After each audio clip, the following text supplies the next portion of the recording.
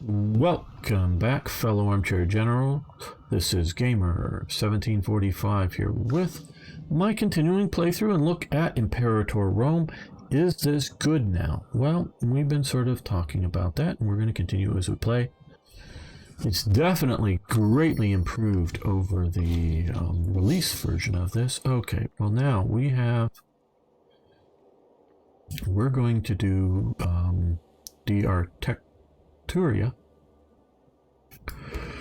to reduce the cost of building buildings. So we can more affordably grow our infrastructure, our back end, as it were, as opposed to growing territories. Warrior's honor. Okay. He currently has 0, but we lose 5% stability, which we don't really want to do at this point. Okay. I think all of his stuff are already loyal as they're going to be, so I guess we'll let him do that. He is the sort of rebel brother in general down here with a loyal rebel army that I can't command. Fortunately, he is paying for it himself.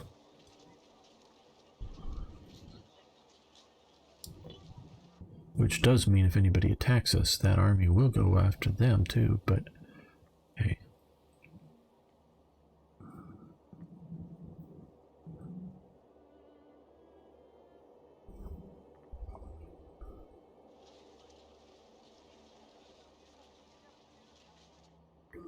So those of you, well, you don't have to play, maybe you played other games. What of the classical world? What, you know, this sort of classical world, what are your favorite nations to play? I would be interested in knowing that, whether live on stream now or watching later on YouTube. Please post that below. I would like to know. I'm really fascinated, as you can tell, by Egypt. Well, by Ptolemaic Egypt. Not just by Egypt, but it's Ptolemaic. It's sort of the pyramids, the Sphinx, all of, the Valley of the Kings where they buried the dead, pharaohs, and all of that stuff intermixed with the, Greek incoming colonists, and that sort of interplay between the two that fascinate me. It's not just one, because not that it's bad and boring or wrong, but just being normal Greeks, if you will, or normal Romans or something, that just is, and they're still having trouble. Well, maybe they're taking down the Etruscans now. Etruscans are another interesting lost people that we know very, very little about. Definitely there's a lot of, and they can trace some of the Roman cultural elements to Etruscan. But what is, since nobody has replied to in chat, so you're not paying attention or don't really play this and don't have an opinion as to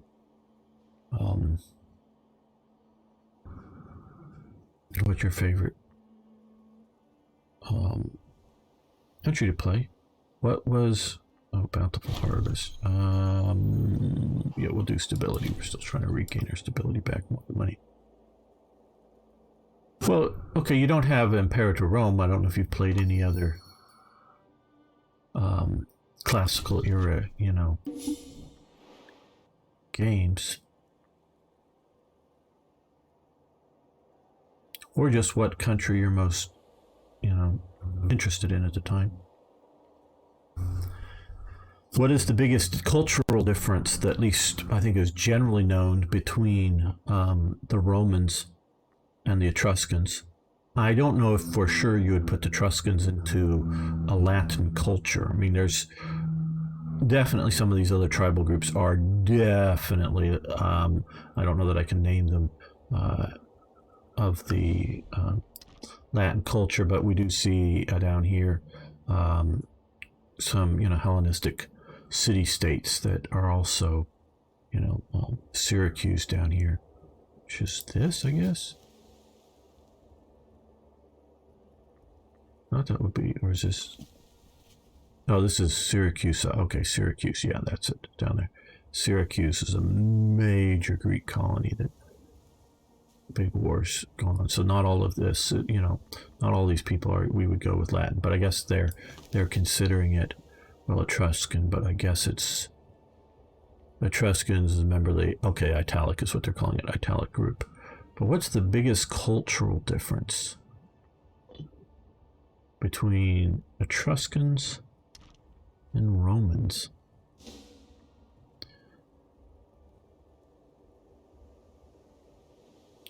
I mean, any form of Poland or precursor is always a favorite. Okay, well, I don't know if you can have. My understanding, Poles are Slavic peoples, but I don't know that you'd have anything as identifiable as even a precursor kind of cultural outlook here. I mean, maybe there's something. They've done enough research to find some, peoples in your parts of the world and identify them here. This is definitely like Iceni's, Brigantana, how do you pronounce this? Koronovia. These are definitely known in these regions by the time Rome gets here. I don't know if these tribes were here in this area at this time, but yeah. The tribes that eventually came together as the Poles did so later, yeah. Where we definitely see Germanic tribes, definitely see Celtic peoples, Gauls, Britons. Galatians are down here, but they don't seem to be, well, maybe they came in a little later. They did come down here, where some of these other, we can look at the cultural map here. I guess these are their sort of idea of Celtic peoples, though they put Britain as a bit different group. It'd be cool to see you make a great Germany in this game. Yeah.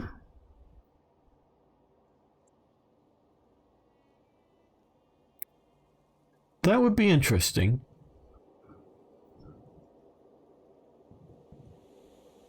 They're definitely, a barbaric tribe. Barbaric in just about every sense. Okay, go to location cloth. Okay, let's see if we can find a replacement source for cloth. Local tax, yes. Okay, we'll bring it in from...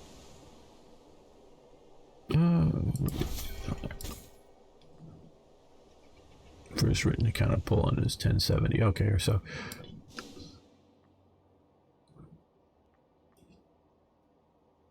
Yeah, because there's definitely a Slavic type precursor culture running around at this time, as far as I know. But I don't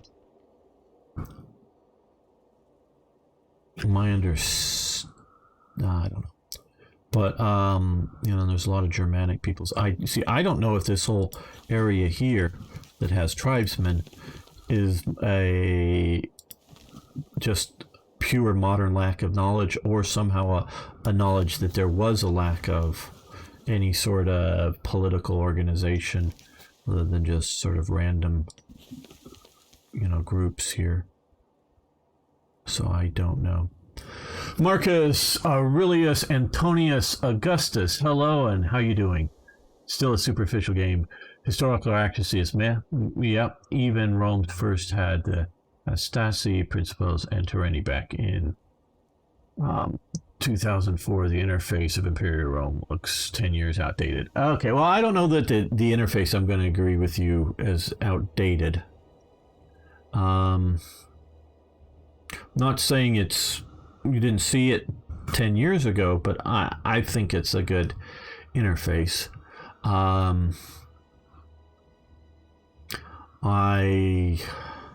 Because I think you watch the channel enough to know I play Field of Glory Empires, which I also really like. I would love to have a mashup between this and that game. That would be my dream. And yeah, part of the problem here with all of this is paradoxes, symbolized by this. We start out with this. We can go through. We have none of these. And, of course, we're playing as Ptolemaic Egypt. And, of course, they had the phalanx. Their whole army was based on the phalanx. So we should start with this technology. Whether we should have the precursor technologies or not, I don't know. But we should start with this. Oh, I'm doing well. Well as can be expected watching the current revolution. But yeah, and I get the idea of improving things over time. But I don't like this tabula rasa, the blank slate. I don't like that. Which is what I gather you're talking about. So other than one very early sort of trial play of Rome, I mean, maybe even before the game, fully came out because they gave me a press release copy of the game. That's what I'm playing on. It's updated along with everything else. And they have given me the DLC as well. Thank you, Paradox. I do appreciate that. So yeah, I was playing this slightly before release. I played Rome. So it's been a long time since I've not played any of the moderner versions of this game with Rome, so I don't know how it's changed. But yeah, it's also sort of a tabula rasa situation, which it shouldn't be. And of course, my big hobby horse with this is they don't have the damn right names for these people. Going on. All the women, wrong names. Ptolemy drops out, wrong names. We know who these people were. Now, of course, I don't think we want something so tight that starting at this time frame and running up to the times of Julius Caesar, that we will have actual Julius Caesar fighting an actual Pompey in a civil war. Now, if you want to make a game that starts, as at a time frame as a young man Julius Caesar or something, and you want to play that game out, that would be a great. And if you build up a good semi-scripted, with Cicero and Pompey, and being able to have Caesar marry Pompey's daughter, and whether she lives or dies, do they stay in alliance, and whether you want to script in all of that, and then you go into the civil. If you want to build that game, that would be really cool. Obviously, you don't want to build a game that starts a couple hundred years earlier and is forcing you to that result either. You don't want that level of straitjacket. So you do want a more flowing thing than that. But you could build up a game that deals with all of the... and I know you World War II watchers are surprising. I know that Julius Caesar marries Pompey's daughter, who then dies, and which sort of breaks them apart in their alliance and whatnot. So I know a lot of that stuff. Respecting antiquity version, to be honest, but Imperator. Well, no, you will see they've moved Hoy more into EU, and this is sort of, like you say, a remake of EU Rome. I do have the game. I've started the game, EU Rome, but I've never really played the game. And Alia Jacta Est. I'm not good with that Latin. I've not heard it and associated reading that. I have the game again, but I have not played the game. And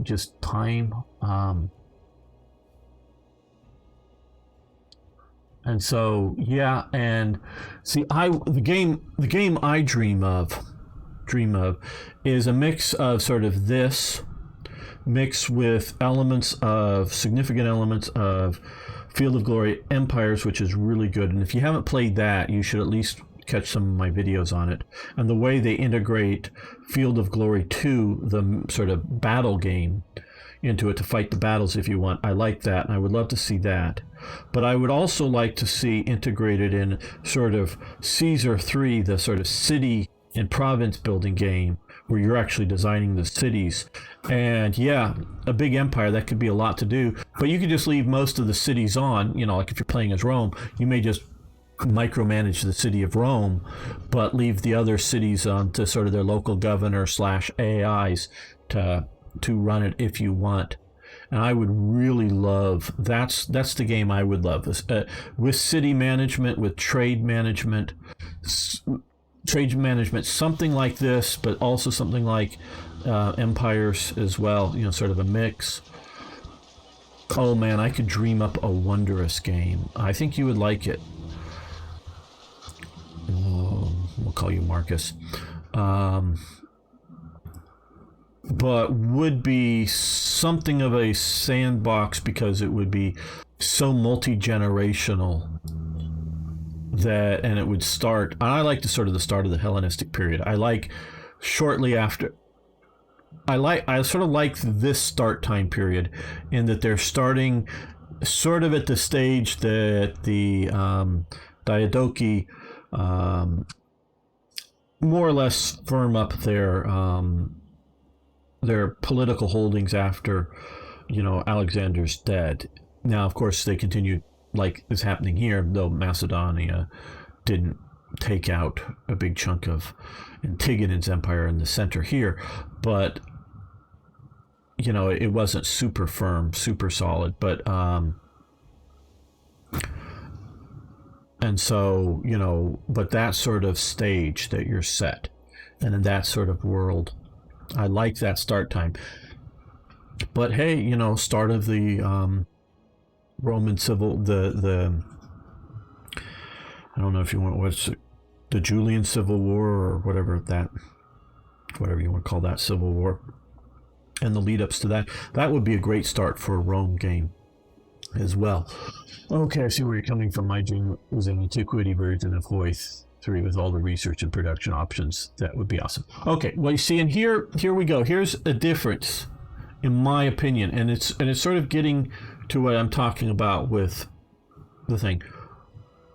The reason whether it's Hoi 3 or Hoi 4 sort of works as well as it does with its historical accuracy as it does is it's a 10-year game.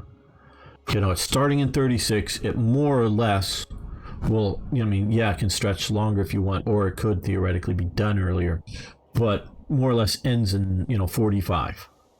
So it's roughly a 10-year game. So if you want to do a 10 to 20 year, stretch it out a little bit more to Octavian's and Mark Antony's ongoing civil war, Lepidus and all that stuff, and play a sort of, you can have different outcomes, who gets different sections and power balance trading, who gets what provinces at different times. You could really make a really good game based on that. Or you could make, again, a 20 to 30 year game dealing with the Diadochi and the fallout of Alexander's empire. That is where, but that needs to get the level of historical sort of accuracy that I'm not saying you're wrong. I'm not disagreeing with you at all that it wouldn't make a great game but you need to focus the sort of time frame of the game down. And you say with the production, yes, and that's like, again, I haven't played some of the games you have, but like production of weapons is just more or less generic. In Empires, Field of Glory Empires, you do have weapons production as well as manpower for soldiers, and you need to have both to be able to form, army units.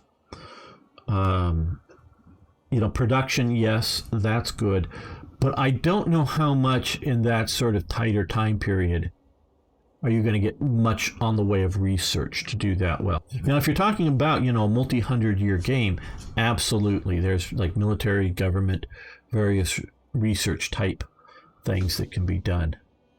And so I see where you're coming from. I don't disagree with you that they would make great games, but like I say, time frame needs to be tightened. And then you could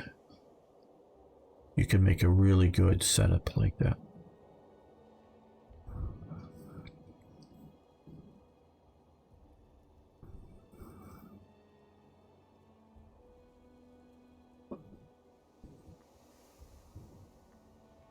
How are these guys doing? How old is he? He's 40 years old.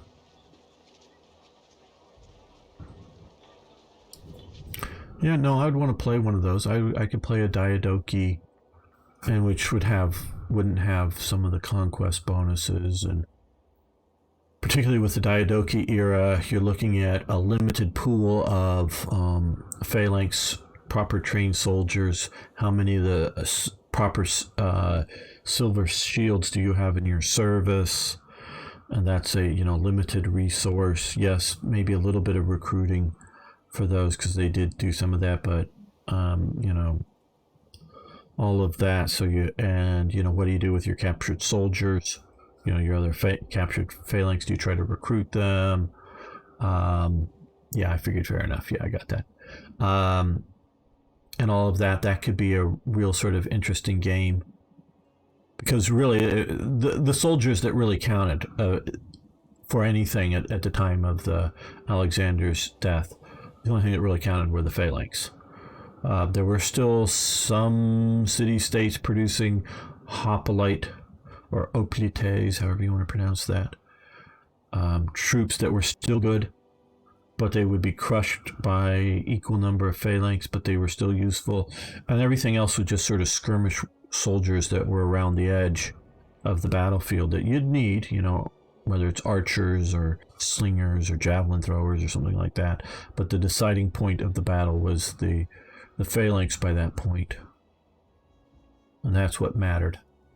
And so you have a limited pool, because a phalanx is much more than simply just giving a bunch of people really long pikes and teaching them to sort of kind of drill in, right face, left face, forward march, that kind of stuff. Drill in unison.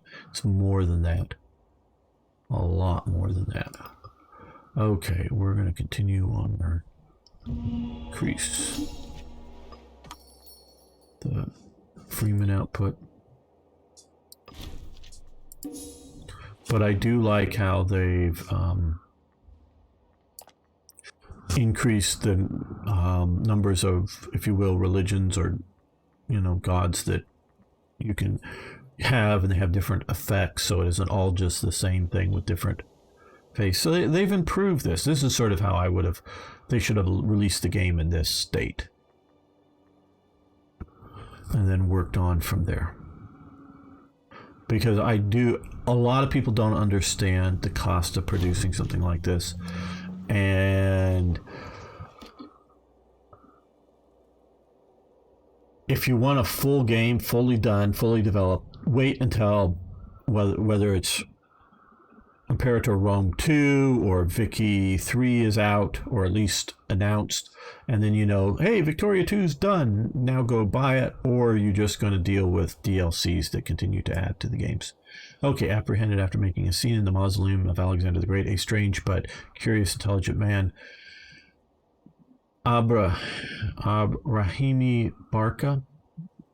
Is that one of the spellings or whatever for the Hannibal family? What a Phoenician culture, religion, Hellenic? Would that be these guys over here? Carthage? That, okay, they're calling Punic culture, which, yes, I know the Punics, but they came from, the Canaanite, they came from the Phoenicians.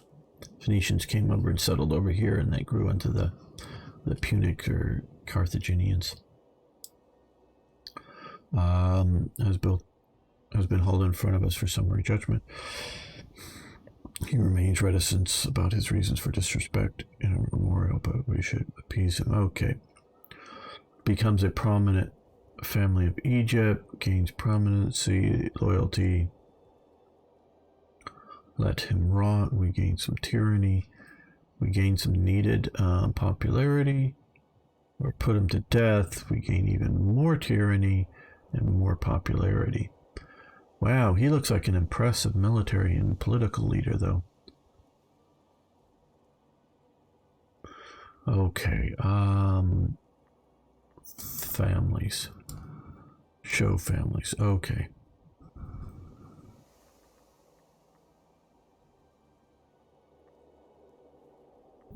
He's not terribly loyal.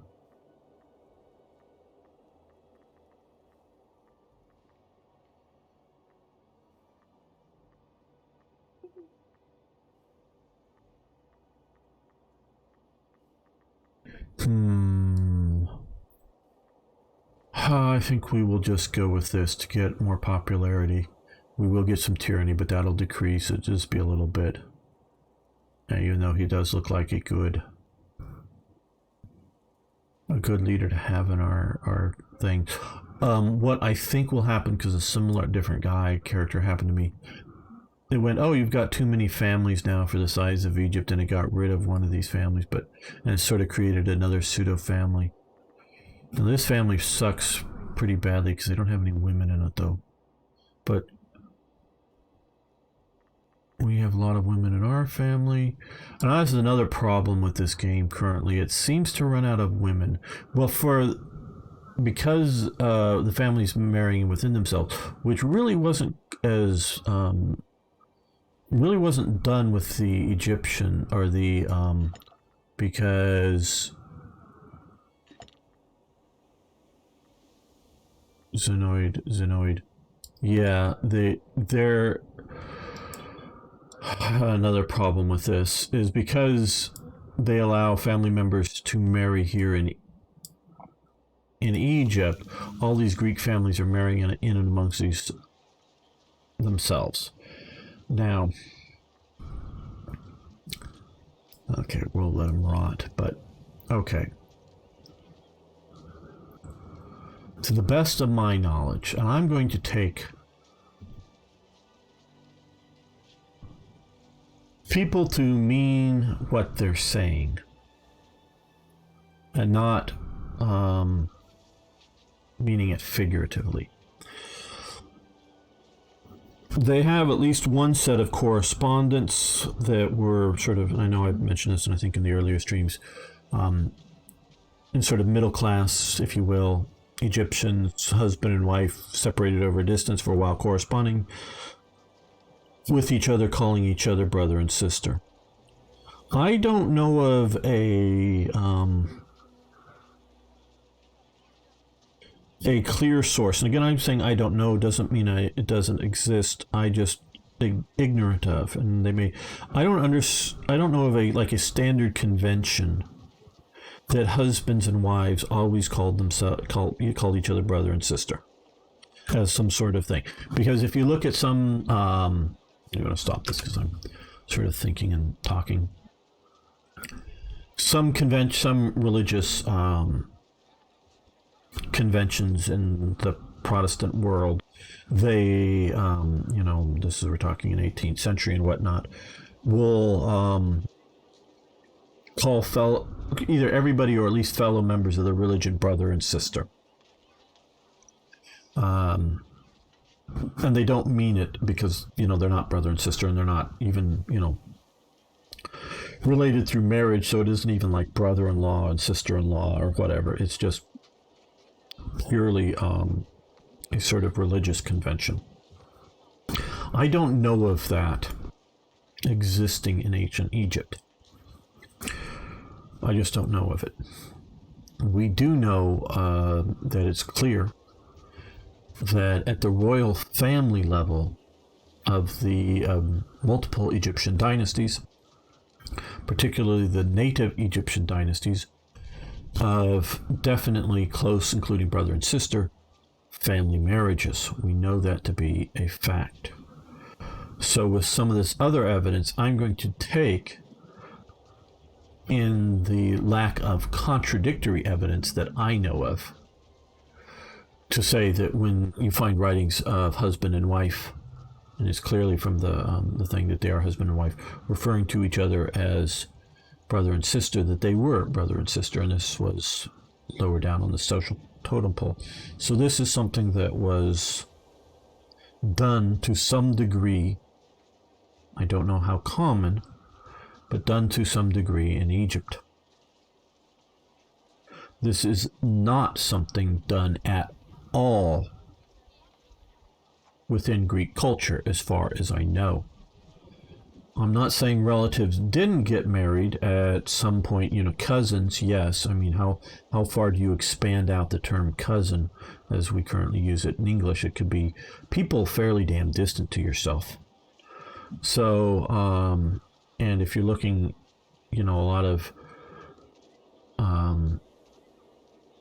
Greek city-states are made up of tribes.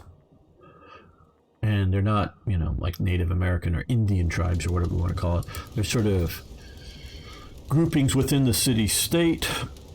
And I think because some of them are regional within, the sort of Athens area. Some of them, I believe, are maybe also be coincidentally or whatever, or causally economic based, meaning like fishermen or something like that, or farmers or whatever. And so that you very well may be getting people that are marrying each other that are distantly related, whether they have the same last or family name or whatever. So there is a, I'm not, so yes, I don't know how close of a relation you would expect to see someone getting married in Greek culture, but I don't think it goes anywhere to like uncle to niece or aunt to nephew, or father to daughter, or brother or sister, or anything like that in Greek culture. And it was not, as far as I know, anything carried out by the Hellenics, the Greeks that immigrated to Alexander or any of the other colonies within Egypt. They did not do it. Why then did the Ptolemies, who have absolutely no relations to Greece, or no, to not to Greece. Of course, they were Greek. They were Macedonian Greeks, Northern Greeks, whatever you want to sort of categorize that. And Greeks weren't even sure that Macedonians were Greeks, in that it was Philip II shows up to one year to the Olympics to compete as a bit of a younger man, and the judges go, we're not quite sure you're Greek. Goodbye. This is how I know that sending non-Greeks to the Olympic Games is a, no. So, what is it, every 4 years they do the Olympics or whatever back then? I don't remember. Or whatever the time period. But he shows up at the next Games with a nicely produced genealogy that shows he's descended from some Greek god. That must be enough. And then they go, yeah, okay, you can compete. So, yep, you're and he spoke Greek, but I'm sure with a different than Athenian accent. So, yep, you're Greek enough. You can compete. So, yeah, that Ptolemy Soter was a Macedonian Greek, if you will. Why does he start the tradition of family marriage to him?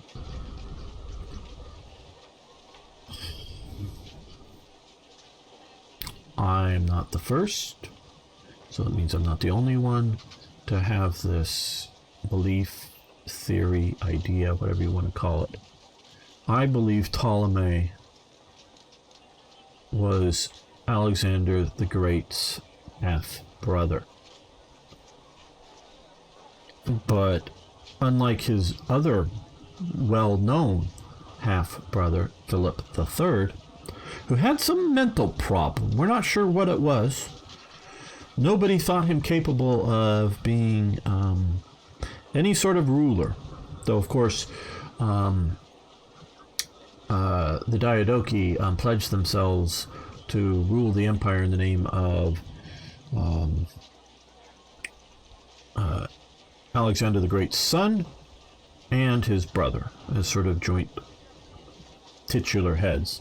Basically thinking that, Alexander the Great's son, when he's born, you sort of have to wait till he's born, is going to be the next ruler of that. But doesn't quite make it. Somebody kills him. Eventually they kill his brother too. But this is because Philip II was known to sleep around with other women, I believe. Philip sleeps around with Ptolemy's mother, and then before the baby's born, gets her married off to somebody because she's of a relatively high status woman at that point. And Soter, Ptolemy Soter, is one of the childhood companions, grows up with Alexander the Great and is taught by, and what's it, Hey Gamer, have you considered getting in an intro for your, yeah, I've considered, I just haven't edited one up. You know, you need a bumper music that you can use, need to do all of that. So I've considered it, I just haven't done it. I don't know if you're trying to volunteer for it. We need to talk about it. If you're thinking, don't just go make something. I know you can edit some things, but and it's another little hassle adding those to videos. Not terribly much, but I just haven't done that yet. I'm sure I'm eventually going to do it, just haven't. So Ptolemy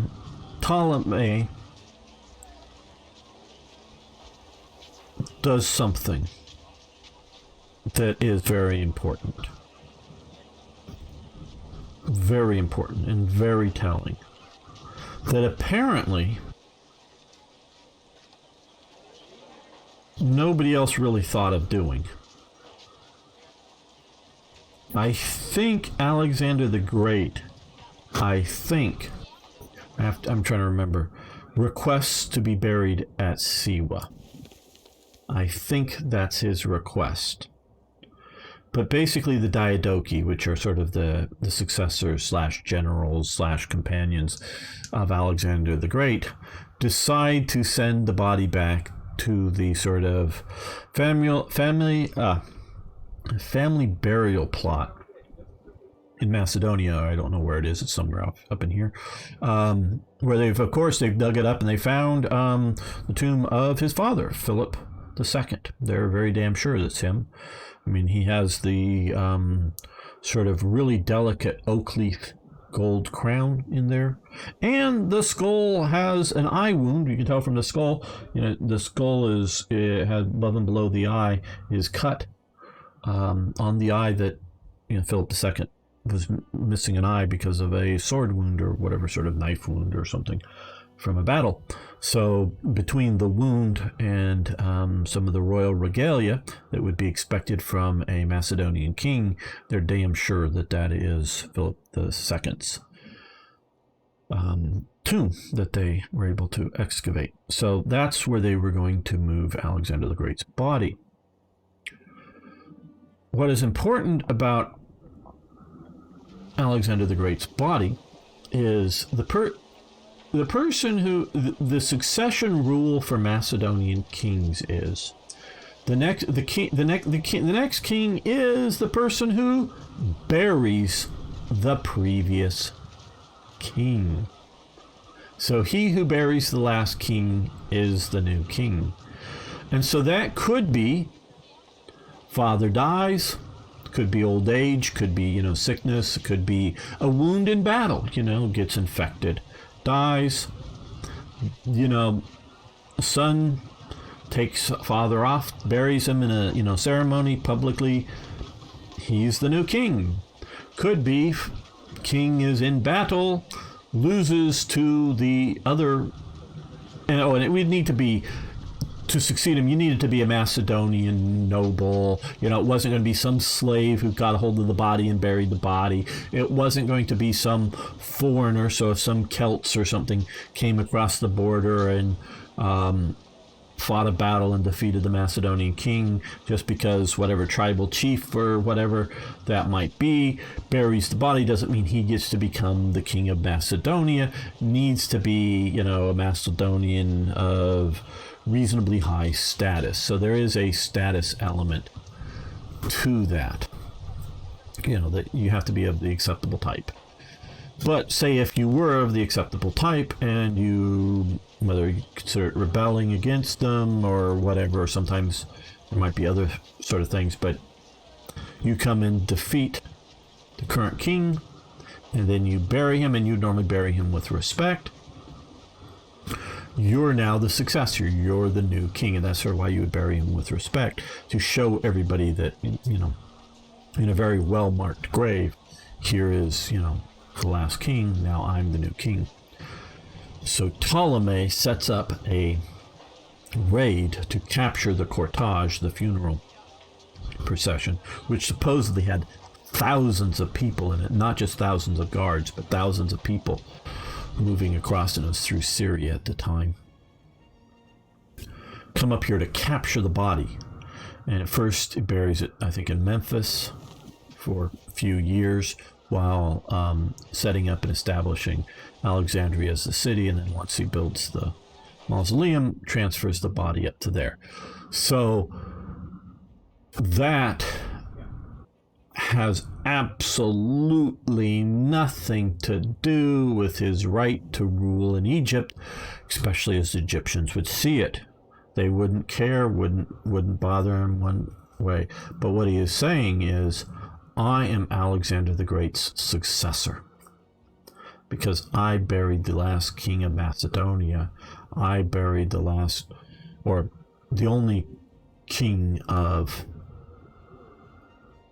the only, king of Alexander's empire, if you will, or the previous king of the Persian Empire.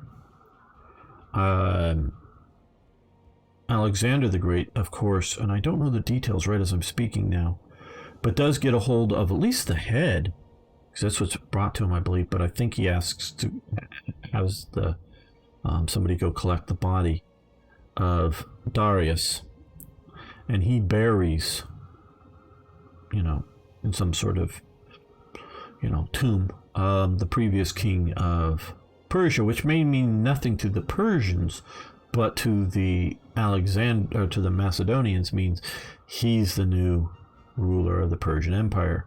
So Ptolemy is saying, I am Alexander the Great's successor, and I think very much,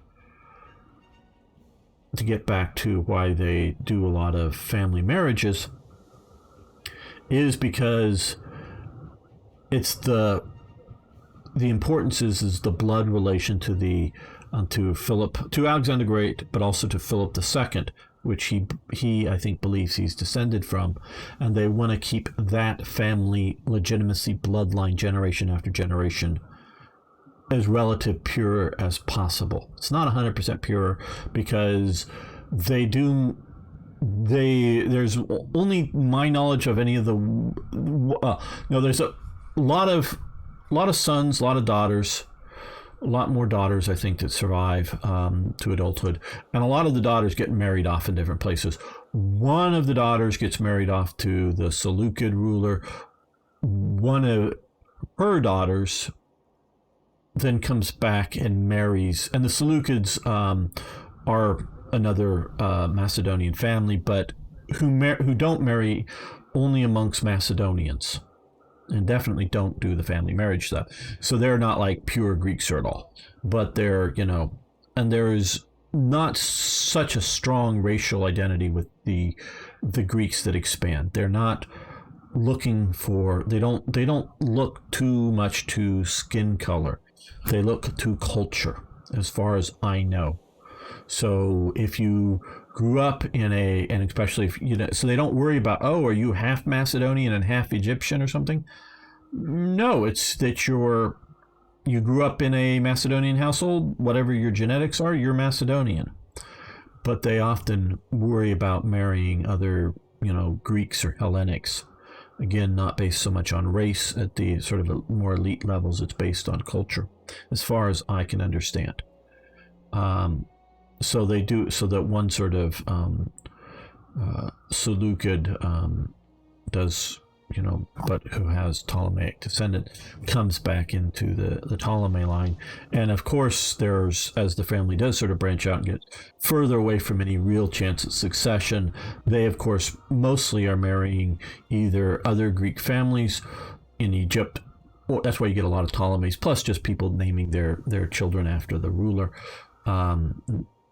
or they're being, married off to other different royal houses around to cement relationships. But the main line tries to, stay close to it. And so, you'll often get, a family member who's married another Greek family member, then their children marry back into the family. So there is some other, genetic material coming in, other genes coming into the family line, but they keep it very Ptolemy, if you will, because I think for them, and they use the acceptance in Egypt for family marriage for the pharaoh. And remember, when the Ptolemies talk to the rest of the world out here, it's, and I always mess up how to pronounce this. Basilius. They use the Basilius, which we sort of translate to king, but it's not quite king. Basilius term, whenever they're talking, like when they're ruling in Cyprus or any other parts, or just talking to other Greek or anything outside of Egypt, and whenever they're talking into Egypt, they're referring to themselves as Pharaoh. So statues of them in Alexandria will be in the Greek guise. Statues of them in Memphis, or what Cairo is sort of, this would be up here, modern day Cairo kind of thing, just sort of around here, they will be doing statues much more stylized in facial features stylized to the Egyptian style, and definitely wearing Egyptian costume, sort of rigid is what I mean by the style, both sort of facial stylizing and very rigid unnatural poses. They do that, and they sort of do some of that in Alexandria too, as some of the temples that they build. So it's, if they're trying to look more to the Greek people, they do Greek naturalistic stuff. And coinage, I think, has the same split to it. So they use that. So that's why I think they do the family marriages, but none of these other families should be doing family marriages. Okay, loses. Okay. They're weak and nervous, look smart.